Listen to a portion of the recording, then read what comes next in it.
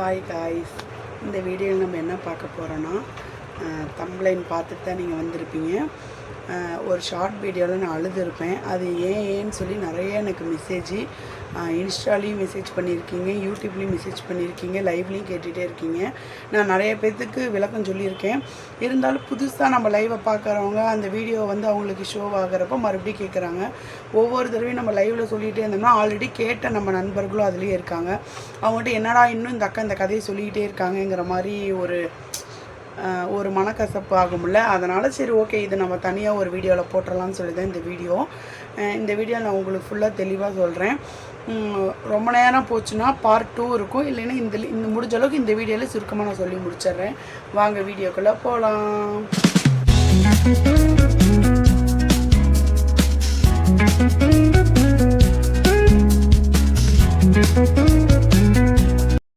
என்னன்னா, நம்மளோட வீடியோ பார்த்துட்ருக்க நம்ம நண்பர்கள், தோழர்கள், அக்கா, தங்கச்சி எல்லாருக்கும் நல்லாவே தெரியும். நாங்கள் ஒரு கடை வச்சுருக்கோம், பானிபூரி கடை. அது போன வாரம் திங்கக்கிழமை தான், அதாவது பிப்ரவரி 15ஆம் தேதி தான் நம்ம அந்த வண்டி எடுத்தோம். அந்த வண்டி திடீர்னு நம்ம முடிவு பண்ணது. ஆல்ரெடி நான் பானிபூரி கடை வச்சுருந்தேன், ஆனால் அது நான் ரெண்ட்டுக்கு எடுத்திருந்த வண்டி. அந்த வண்டிக்கு வாடகை ஒரு நாளைக்கு 50 ரூபா அந்த மாதிரி. சரி, நம்ம மாதம் அவங்களுக்கு 1500 வாடகை கொடுக்கறதுக்கு, ஓட்டினாலும் ஓட்டாட்டி நம்ம வாடகை கன்ஃபார்மாக கொடுக்கணும். சரி, ஏன் நம்ம 1500 அங்கே கொடுக்கறதுக்கு நம்மளே சொந்தமாக ஒரு வண்டி எடுத்துடலாம். ஒரு இடத்துல அமௌண்ட் கொஞ்சம் நாங்கள் ரெடி பண்ணி அமௌண்ட்டை போட்டு வண்டி எடுத்துட்டோம். வண்டி நாங்கள் திடீர்னு முடிவு பண்ணி ஞாயிற்றுக்கிழமை மதியம் ஒரு 3 மணி வாக்கில் வண்டிக்கு ஃபோன் பண்ணி ஆன்லைனில் ஆர்டர் பண்ணி ஞாயிற்றுக்கிழமை நைட்டு 2 மணிக்கு தான் நைட்டு தான் வண்டி இறங்குச்சு. விடிஞ்சால் திங்கக்கிழமை அமாவாசை. நான் உங்களுக்கு முடிஞ்சால் அந்த வீடியோ இதில் ஷேர் பண்ணுறேன். நான் வண்டி இறங்குறப்ப வீடியோ எடுத்து தான் வச்சுருக்கேன், அதை நான் உங்களுக்கு ஷேர் பண்ணுறேன். நைட்டு தான் வண்டி இறங்குச்சு. திங்கக்கிழமை காலையில் நாங்கள் கோயிலுக்கெல்லாம் போயிட்டு வந்துட்டு ஓகே சரி வண்டி வைக்கலாம், கடை வைக்கலாம் அப்படின்னு சொல்லிட்டு முடிவு பண்ணோம். இதுக்கு முன்னாடி நாங்கள் வச்சுருந்த வண்டி எப்படின்னா, ஒரு ப்ளூ கலர் வண்டி. நிறைய இடத்துல நீங்கள் பார்த்துருப்பீங்க, இந்த சில்லியெல்லாம் போட்டு வைப்பாங்க பாருங்கள், அந்த மாதிரி வண்டி தான் நாங்கள் வச்சுருந்தோம். அந்த ஃபோட்டோ என்கிட்ட இல்லை, முடிஞ்சால் உங்களுக்கு ஆட் பண்ணுறேன். அந்த வண்டி தான் நாங்கள் வச்சுருந்தோம். அது எவ்வளோ வெயிட் இருக்குது, என்ன ஏது எல்லாமே எங்களுக்கு தெரியும். இந்த வண்டி ஃபுல்லாக மரப்பலகை வண்டி, உங்களுக்கு பார்த்தாலே தெரியும், ஃபுல்லாகவே மரம், பயங்கர வெயிட்டு. அதுவும் புதுசாக வண்டி வந்தப்போ ரொம்பவே வெயிட்டாக இருந்துச்சு. டயர் எல்லாம் புதுசுங்கனால எங்களால் வண்டியை மூவ் பண்ணவே முடியல.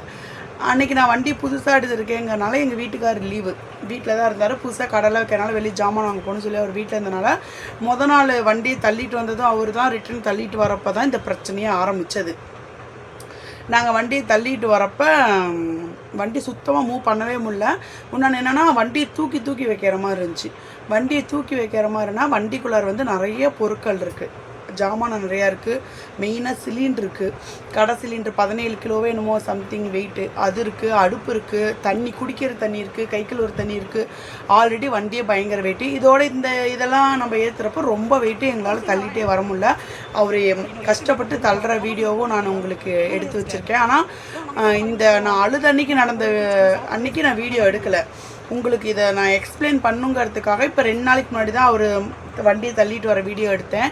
இப்போ கொஞ்சம் வண்டி தள்ளி கொஞ்சம் டயரு எல்லாம் நல்லா ஃப்ரீ ஆனதுக்கப்புறம் இப்போ கொஞ்சம் நம்ம தள்ள முடியுது. இருந்தாலும் இப்போ எங்கள் வீட்டில் இருந்து நாங்கள் கடை வைக்கிறது 2 டர்னு. இப்படி டர்ன் கட் பண்ணும்போது கம்பல்சரி வண்டி தூக்கி வைக்கிற மாதிரி தான் இருக்குது. அப்படியே நம்மளால் வண்டியை நவுத்த முடியல, கம்பல்சரி வண்டியை தூக்க ஒரு ஜென்ஸு அவராலேயே முடியல, என்னால் கண்டிப்பாக முடியாது. அன்னைக்கு ஒரு நாள் தான் எங்கள் வீட்டுக்காரர் என் கூட இருக்கார். செவ்வாய்க்கிழமையிலேருந்து அவர் வேலைக்கு போகிற மாதிரி இருக்கும். அதுக்கப்புறம் அவர் நைட்டு 9 மணிக்கு தான் வருவார். நைட்டு வண்டி அவர் தள்ளிட்டு வந்துடுவார், காலையில் வண்டி நான் தான் தள்ளிட்டு காலையில் இல்லை, ஈவினிங் நான் தான் வண்டி போகிறப்ப தள்ளிட்டு போகிற மாதிரி இருக்கும். ஜென்ஸு அவராலேயே முடியல, நம்ம எப்படி தள்ளுறதுன்னு சொல்லிட்டு இது எல்லாமே நடந்து நாங்கள் பேசிகிட்டு இருக்கோம். என்னங்க வண்டி இவ்வளோ வெயிட்டாக இருக்குது, நம்ம தெரியாமல் இந்த வண்டி எடுத்துட்டோம், எப்படி இதை நான் ரன் பண்ணுவேன், நீங்கள் வேலைக்கு போயிட்டால் நான் எப்படி இந்த வண்டியை கொண்டுட்டு போகிறது, எப்படி வச்சு ஓட்டுறதுன்னு சொல்லிட்டு இதெல்லாம் நாங்கள் பேசுகிறப்போ லைவில் இருக்கேன். லைவில் இருக்கிறப்போ அதாவது நான் ஏன் லைவை கட் பண்ணலைன்னா, நான் கடை வைக்கிறதுக்கு முன்னாடி மதிய லைவ் போடுவேன். என் லைவை பார்க்குற என்னோடய ஃப்ரெண்ட்ஸுக்கு தெரியும், மதிய லைவ் போடுவேன், ஈவினிங் 7 மணிக்கு லைவ் போடுவேன். கடை வைக்கலான்னு முடிவானதுக்கப்புறம் நம்மளால் மதிய லீவ் போட முடியாது, கண்டிப்பாக போட முடியாது. ஏன்னா நான் காலையில் ஒரு இடத்துல ஒர்க் பண்ணிகிட்ருக்கேன். மதியம் வீட்டுக்கு வருவேன், வந்தோடனே பாப்பாவை தூங்க வைக்க தான் எனக்கு நேரம் சரியாக இருக்கும். அதுக்கப்புறம் 3 மணிக்கு மேலே நான் வந்து நம்ம கடை வேலைக்கு செய்கிறதுக்காக நான் போயிடுவேன். ஸோ நம்மளால் லைவ் போட முடியாது, நம்ம கடையில் இருக்கப்போ லைவ் போட்டுக்கலாம் இனிமேல் அப்படின்னு சொல்லி கடையில் இருக்கப்போ லைவ் போட்டேன். அந்த லைவ் வந்து ஒரு குறிப்பிட்ட டைமுக்கு அப்புறம் கட் பண்ணணும். நான் வந்துட்டு அப்போ வண்டி தள்ளிட்டு வரப்போ ஒரு கொஞ்சம் நேரம் ஆயிடுச்சு, இன்னும் ஒரு 1/4 மணி நேரம் லைவில் இருக்கணும். 1/4 மணி நேரம் லைவில் இருந்துட்டு அதுக்கப்புறம் லைவை கட் பண்ணிடலாம் அப்படிங்கிற ஒரு இதில் தான் நான் லைவில் இருந்தேன். அப்போ அதில் ஒருத்தர் வந்திருந்தார்.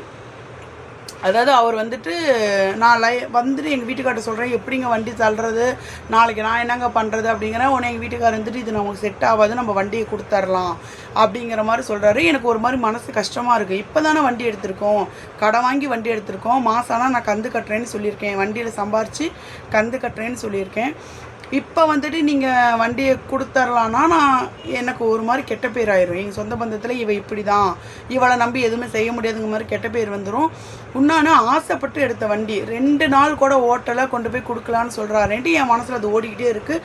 அவர்கிட்ட நான் சொல்கிறேன் பார்த்துக்கலாங்க, டயர்லாம் மாற்றலாம். அதாவது அந்த டயர் வந்து சைக்கிள் டயரு, வண்டி ரொம்ப வெயிட்டுங்கிறப்ப சைக்கிள் டயரோட காற்று ஃபுல்லாக இறங்கிருச்சு.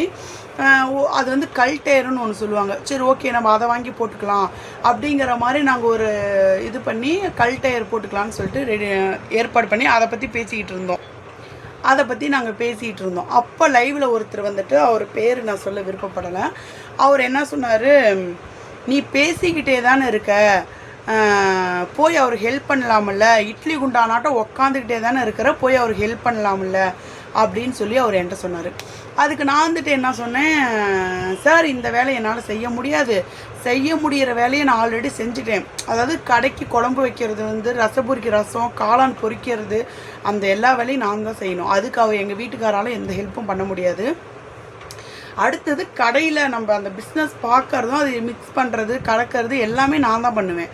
எங்கள் வீட்டுக்காரர் அவர் வந்து மேக்ஸிமம் என் கூட இருக்க மாட்டார். அவர் ஈவினிங்கில் வேலைக்கு போயிடுவார், அம்மா தான் என் கூட இருப்பாங்க. ஒரு வேளை எங்கள் வீட்டுக்காரர் என் கூட இருந்தாலும் அவர் ஆனியன் மட்டும் தான் நான் கட் பண்ணி தர சொல்லுவேன். மற்றபடி அவருக்கு இந்த பார்சல் கட்டுறது, கஸ்டமருக்கு போட்டு கொடுக்கறதெல்லாம் அவருக்கு வராது, ரொம்ப கை நடுங்குவார். நான் அதனால் அந்தளவுக்கு அவர்கிட்ட நான் எக்ஸ்பிளைன் பண்ணலை. ஏன்னா நாங்கள் என்ன கடை வச்சுருக்கோன்னே அவருக்கு தெரியாது. வண்டி தள்ள முடியலேன்னு நான் லைவில் பேசிகிட்டு இருக்கிறத வச்சு அவர் சொன்னார்.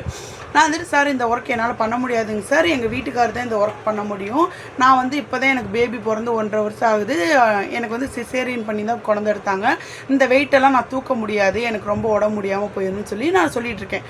அவர் அப்பயும் இருந்துட்டு சொல்லிக்கிட்டே தான் இருக்கிறே தவிர நீ எந்த ஹெல்ப்புமே உங்கள் வீட்டுக்காருக்கு பண்ணாமல் தான் உட்காந்துருக்க, நீ எந்த ஹெல்ப்பும் பண்ணலை, சும்மா வெட்டி வாய் தான் பேசி. இப்போ இந்த நேரத்தில் உனக்கு லைவ் ரொம்ப முக்கியமாக, ஒழுங்காக லைவை கட் பண்ணிவிட்டு போய் உங்கள் வீட்டுக்காரர் ஹெல்ப் பண்ணுற வழியை பாரு, ரொம்ப அவசியமாக லைவு, வீட்டுக்கு போய் லைவ் போடுனார். அதாவது நான் அவர் பேசினதை தப்பாக சொல்ல வரல. அவர் வந்துட்டு அந்த இடத்துல என்ன நடக்குதுன்னு அவருக்கு தெரியல, என்ன நாங்கள் வண்டி வச்சுருக்கோங்கிறது அவருக்கு தெரியல. அந்த வேலை என்ன வேலை, நான் ஏன் எங்கள் வீட்டுக்காரர் கஷ்டப்படுறாரு, நான் ஏன் அந்த வேலையை செய்ய போகாமல் உட்காந்து நாயை மட்டும் பேசிகிட்டு இருக்கேன் லைவில் அப்படிங்கிறது அவருக்கு தெரியாமல் தான் அவர் பேசிகிட்டு இருந்தார். அதனால தான் நான் கோபப்படாமல் அவர்கிட்ட பதில் சொல்லினேன். சார் இந்த மாதிரிங்க சார், இது வந்து நான் செய்ய முடியாது அப்படின்னு சொல்லி நான் சொல்லிக்கிட்டே இருந்தேன். ஓகே, இந்த வீடியோ வந்து ரொம்ப லாங்காக போயிட்டுருக்கு. ஸோ நம்ம வந்துட்டு நான் ஏன் அழுதேன், இதுக்கப்புறம் அதாவது அவர் நல்ல முறையாக தான் பேசினார்னு நீங்கள் சொல்கிறீங்க, அப்புறம் ஏன் நீங்கள் அழுதுங்க, என்ன ஆச்சு, கடைசியாக அந்த வண்டி என்ன தான் பிரச்சனை பண்ணுச்சு, அவர் என்ன சொல்லி நீங்கள் அழுதுங்க, இதை வந்து பார்ட் 2ல் நம்ம பார்ப்போம். ஓகே காய்ஸ், இந்த வீடியோ ஃபுல்லாக பார்த்ததுக்காக எல்லாருக்கும் ரொம்ப நன்றி.